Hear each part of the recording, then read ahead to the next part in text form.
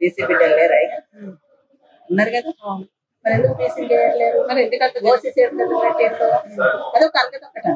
ఇప్పుడు ఎలక్షన్ రాకముందే వీళ్ళని పాటు పెట్టాలి, బలమైన కులం మున్నూరు కాపు కులం బీసీలో. కాబట్టి వీళ్ళని ప్రధానంగా మేము ఎదుర్కోలేక ముందు ఎదుర్కోలేక ఎన్నుకోటు పొడుస్తూ వీళ్ళపై దెబ్బ కొడితే తప్ప కడవ బీసీలకు భయం ఉంటది అన్నట్టుగా.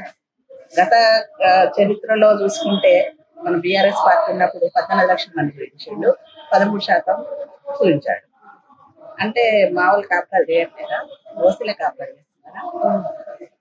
పుడతలేరా ఏంది? అది నాకు అర్థం కావట్లేదు. మరి రేవంత్ రెడ్డి గారు ఒక బిడ్డని కదా, మా దాంట్లో బీసీ కులాలల్లా 2 ముగ్గురు.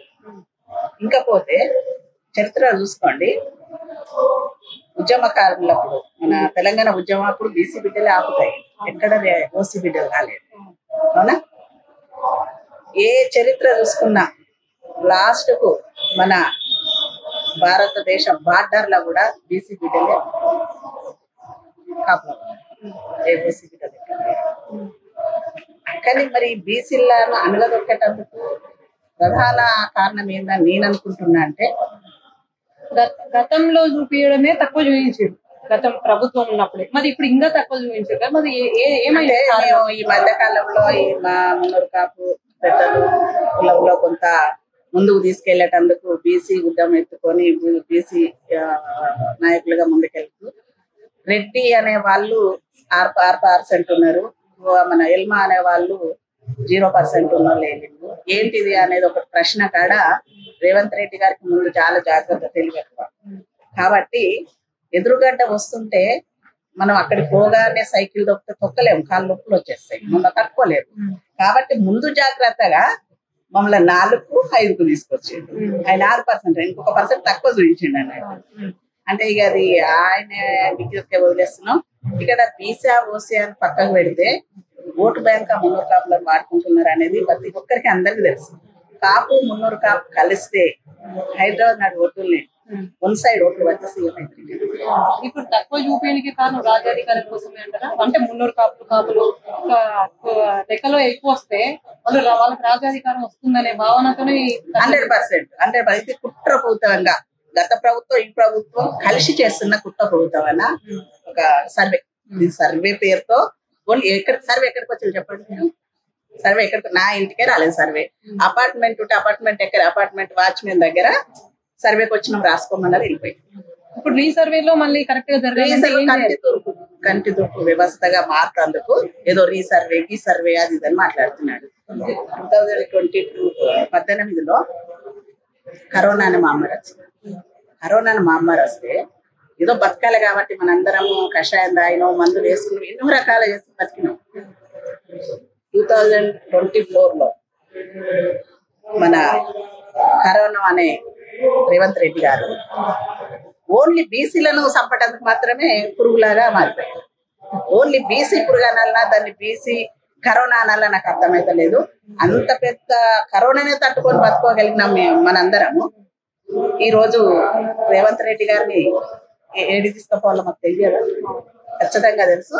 ఖచ్చితంగా రాబోయే రోజుల్లో రీసర్వే అనేది కరెక్ట్ గా జరగాలంటే ఏం చేయాలి ఏమండి? బీసీ ఎవరైతే ఉన్నారో మంత్రులు కానీ ఎమ్మెల్యేలు కానీ ఎంపీలు కానీ ఊర్లో సర్పంచ్ ఉంటాడు. నాకు తెలిసినంత మట్టికి సర్పంచ్ ఉంటాడు. సర్పంచ్ అంటే ఆయనకు ఊర్లో ఒక 300-400 ఇళ్ళ కంటే ఎక్కువ ఉండే విలేజ్. ఎవరు ఏ కులం అనేది ఈజీగా తెలుస్తుంది. రచ్చబండ పెట్టండి, కులాన్ని వాళ్ళు ఎంటర్ప్రిట్ చేసుకోమనండి, వచ్చి చేసుకుంటారు. ప్రతి గ్రామం, ప్రతి మండలం, ప్రతి జిల్లాకు తీసుకురండి.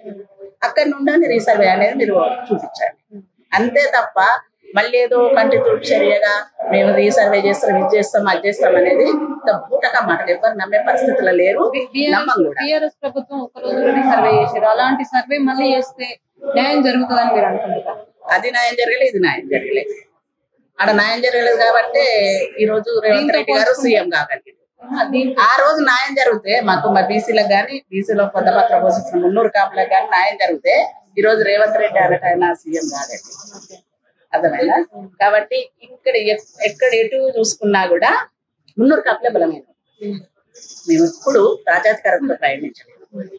గతంలో చూసుకుంటే ఎంతమంది ఎమ్మెల్యేలు ఉన్నారు, ఎంతమంది ఎమ్మెల్యే అంటే ఎలా తగ్గించుకుంటూ మా పాత్రను ఎలా పొంద పెడుతున్నారు అనేది అది చిన్న పొరగానే అడిగినా చెప్తారు.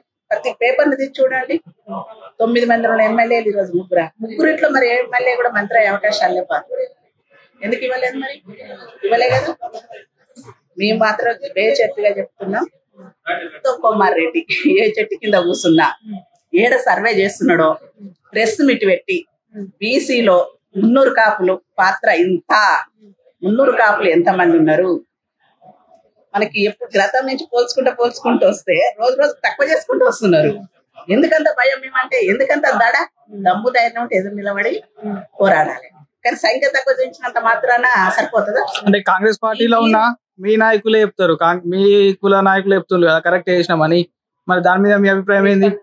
కుల నాయకులు ఎక్కడ ప్రెస్ మీట్ చేసి చెప్పలేదు. మరి ఎందుకంటే గవర్నమెంట్ వాళ్ళ మీద ఒత్తిడి చేస్తుందనా మాట. ఇప్పుడు ఏ పార్టీలు ఉన్నా కూడా కొంచెం పార్టీ పరంగా కొంచెం పాటించవలసి వస్తుంది అంతే తప్ప దాని వాళ్ళ బిడ్డలకు వాళ్ళ కులానికి అన్యాయం జరుగుతుంది ఊరుకుంటారా? ఇప్పుడు మొన్న ఒక్క వేదిక మీదకి రాలేదా అండి?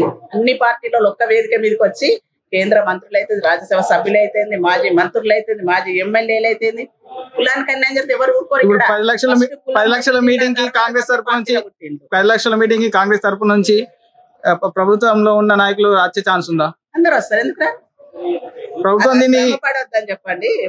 మన ఉన్న ప్రభుత్వానికి ప్రతి ఒక్కరు సపోర్ట్ ఉంటారు. ఈ రోజు గ్రామ స్థాయి నుంచి, మండల స్థాయి నుంచి, జిల్లా స్థాయి నుంచి ఖచ్చితంగా రాజధాని దాకా కూడా మేము ఈ ఉద్యమాన్ని తీసుకుపోతాం. గతంలో తెలంగాణ ఉద్యమం అయితే ఎలా ఉందో ఇప్పుడు బీసీ ఉద్యమం కూడా అంతే ఉంటది. 300 కాపుల ప్రధాన పాత్ర ఉంటది ఆ ఉద్యమంలో. ఇప్పుడు ఏదైతే 10 లక్షల మంది నిర్వహిస్తామంటున్నారు కదా, దాన్ని ప్రభుత్వం ఏమన్నా ఫెయిల్యూర్ చేసే ఏమన్నా ఛాన్స్ ఉందా? వాళ్ళు ఎంత ఫెయిల్ చేసినా కూడా ఏం చేస్తారండి? ఏం చేస్తారు? ఎట్లా చేస్తారు? అంటే ఇప్పటికే డబ్బులు అడుగుతున్నామా, ఆర్థిక సాయం చేయమంటున్నామా? మా వాళ్ళు సద్దులు కట్టుకొని వస్తారన్న మీటింగ్. అంటే ఇప్పటికే 3% నడకలు వస్తారు, గుర్తుపెట్టుకోండి. ఇప్పటికే 3% తగ్గింది అంటారు. 3% తగ్గింది అని గవర్నమెంట్ అఫీషియల్ ఇచ్చేసింది. మీరు ఏం చేయలేకపోయిన్లు, కుల సంఘ నాయకులైనా ఏం చేయకపోయిన గుండెల్లో దడబుట్టిందా రీసర్వే పెడుతున్నారా? రీసర్వే ఎందుకు పెడుతున్నారు? రీసర్వే పెడితే మున్నూరు రీసర్వే పెడతలేరు కదా, అందరికి పెడుతుండ్రు. ఎవరు ఏ సంఘాలు కూడా ఎక్కడ మీటింగ్ జరగట్లేదు. ఓన్లీ 300 కాపులు మాత్రం జరుగుతున్నాయి. అదే 300 కాపులు మొత్తం ఏకమైండ్లు.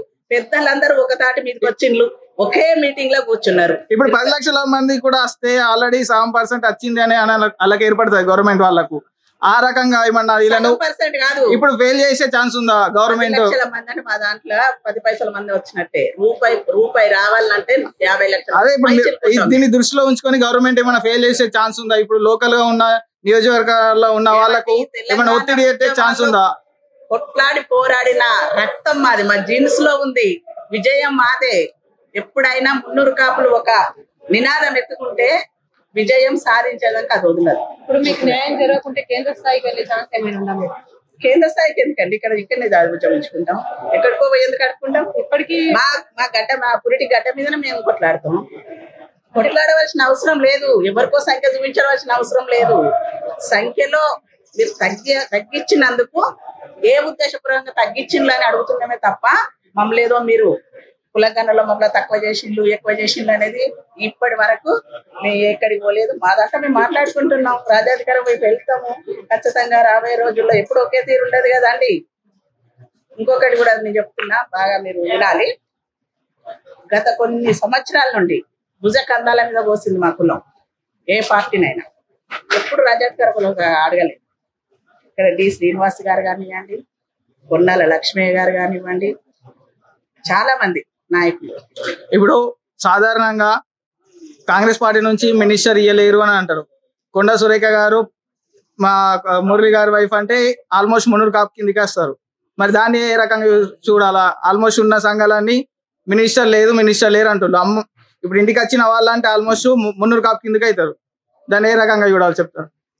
300 కాపు ముద్దు బిడ్డలు చాలా మంది ఉన్నారండి.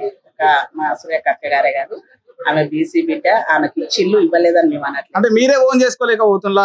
మన ఓన్ చేసుకోకపోతున్నా. ఇప్పుడు మా 300 కాపు వాళ్ళందరూ అక్కడ గెలిపించిందా వరంగల్? ఇది మీ రాజకీయ నాయకులు ఆడే నాటకము. మీ పేపర్ వాళ్ళు చెప్పే విడదీసి పాలిస్తున్నారు అంతే తప్ప మేము ఫోన్ చేసుకోండి, పొద్దున్న లేస్తే కొండ సురేఖకి ఇంకా మా మున్నూరు కాపులే ఉంటాయి. మరి ఇప్పుడు నాయకులే గాని కుల సంఘాల నాయకులే గాని ఒక మినిస్టర్ కూడా ఇవ్వలేకపోయిన ఇన్నేళ్ల నుంచి ఇదే ఫస్ట్ టైం ఒక్క మినిస్టర్ కూడా ఇవ్వలేరు అని అంటారు.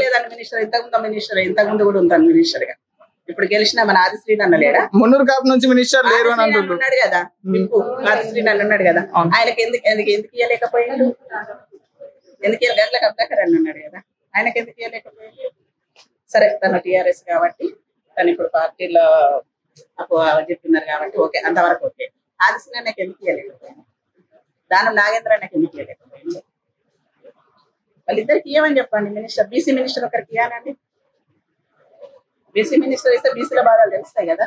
మాకే కదా, మా కోసం కదా మేము కొట్లాడేది. నా బీసీ కులం కోసం కొట్లాడుతున్నా, ఏదో మా కాపు కులం కోసం ఒకటే కొట్లాడట్లేదు. మేము బీసీలలో ఉన్న పెద్దన్న పాత్ర పోషిస్తున్నాం కాబట్టి ఖచ్చితంగా మన దాంట్లో బీసీ మినిస్టర్ వస్తే బీసీ ఏందండి, ఇప్పుడు మనకు చైర్మన్ పదవి ఇచ్చింది నిరంజన్ అన్నకి. ఎక్కడ మరి కులగణాలు ఎక్కడ ఆయన తను బయట పెట్టిండ్రు, ఎక్కడ ప్రెస్ మీట్ పెట్టిండ్రు? ప్రభుత్వాలు ఒత్తిడి చేస్తున్నది. కేవలం తనకేమో అంటే పాత్రలేమో వాళ్ళవి, పదవులేమో వీళ్ళవి. అంటే రేవంత్ రెడ్డిదేమో పదవి, పాత్రలేమో నిరంజన్ రెడ్డి గారిని పెట్టి నిరంజన్ గారిని పెట్టారు. ఏది అది ఎంతవరకు కరెక్ట్ చెప్పండి? ఓసీల చేతులు పెట్టండి, బీసీ కులగనన్నా బీసీల చేతులు పెట్టండి. బీసీలు లేరా? బీసీకి పిలుపునివ్వండి. ఆ రోజు ఉద్యమానికి పనికొచ్చిండు, తెలంగాణ తెచ్చుకోవడానికి ఉద్యమానికి మాత్రం బీసీ సంఘాలన్నీ గుర్తొచ్చినాయి.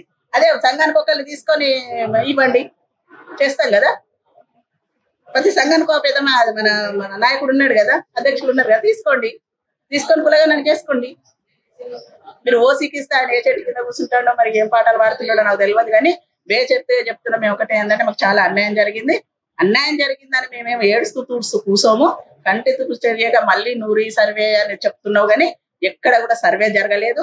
ఎక్కడ కూడా ఎవరింటి పోయి కూడా వాళ్ళు తలుపు తట్టి నీ కులమేందని రాసుకోలేదు. ఇంకోటి కూడా ఇక్కడ కొంచెం తప్పిదం ఏం జరిగిందంటే, మహబూబ్ నగర్ జిల్లాలో ఏమో రెడ్ లైన్ పెట్టుకుంటారు మా మున్నూరు కాపులే, నిజామాబాద్ జిల్లాలో పటేళ్ళని పెట్టుకుంటారు, కరీంనగర్ జిల్లాలో పటేళ్ళని పెట్టుకుంటారు. చిన్న పిల్లలు ఉన్నప్పటికి ఇట్లా ఏమన్నా వెళ్తే మా డాడీ పేరు పటేలు రెడ్డి అని ఇట్లా చెప్పడం జరిగిందేమో. కానీ బేసెత్తిగా చెప్పాలంటే మాత్రం మున్నూరు కాపులని మాత్రం అంటే దూరదృష్టితోనే మాత్రం తొక్కటానికి మాత్రం చేసిన సర్వే లాగా ఉంది తప్ప ఇది ఖచ్చితమైన సర్వే కాదు.